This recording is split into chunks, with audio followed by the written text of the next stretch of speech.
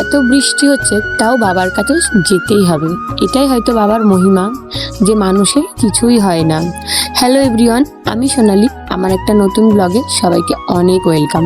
দেখো, আমার বাড়ি শান্তিপুর, আর সবাই তো জানো শ্রাবণ মাসের শেষ সোমবারে সবাই দিগনাগরে রাঘবেশ্বরে সবাই জল ঢালতে যায়। সো আমিও সবার মতো দেখতে গেছিলাম। বিভিন্ন রকমের থিম বের করেছিল অনেকে, যে যার মতো, আবার অনেকে ঘটে করে এমনি জল নিয়েও যাচ্ছিল। এই ভিডিওটা আমার গ্যালারিতে দুদিন ধরে রয়েছে। ভাবলাম সব কিছুই যখন তোমাদের সাথে শেয়ার করি, এটাও তোমাদের সাথে শেয়ার করি। না শেয়ার করলে আমার ঠিক ভালো লাগে না। সো সন্ধেবেলা বেরিয়ে পড়েছিলাম রাঘবেশ্বরে জল ঢালা দেখার উদ্দেশ্যে। আমি, ছেলে, বরমশাই সবাই দেখছিলাম। আর দেখো জাস্ট ভিড়টা তোমরা দেখলে বিশ্বাস করতে পারবে না।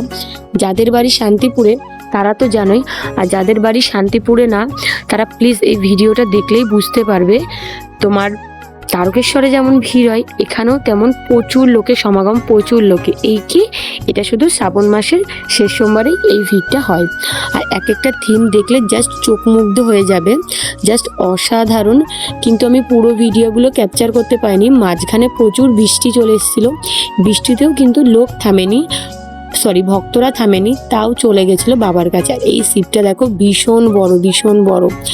যেমন লোকের ভিড় তেমন থিম, তেমন রাস্তায় ভিড়, মানে পা ফেলার উপায় ছিল না, এত পরিমাণে ভিড় ছিল।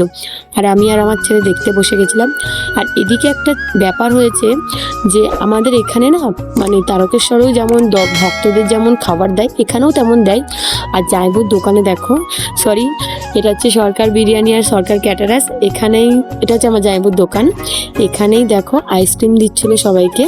সো এটা নেওয়ার জন্য লোকের এত ভিড়, এত ভিড়, মানে বৃষ্টির মধ্যেও লোকে মানে নিচ্ছিল।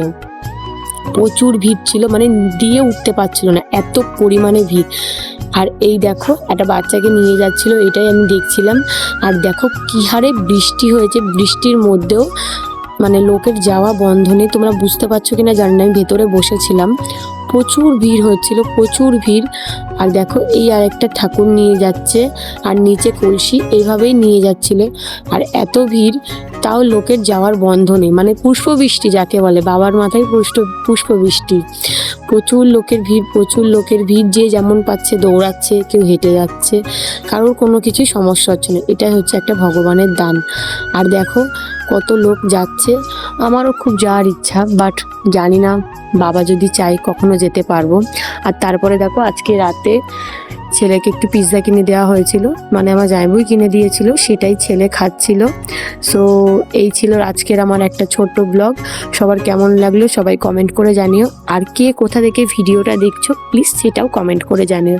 ভালো লাগলে ফলো করো, আর যদি ইউটিউব থেকে দেখে থাকো তাহলে সাবস্ক্রাইব করো। ততক্ষণ সবাই ভালো থেকো, সুস্থ থেকো। দেখা হবে নেক্সট কোনো ব্লগে বা কোনো ভিডিওতে। টাটা ভাই, ততক্ষণে নিজের খেয়াল রেখো।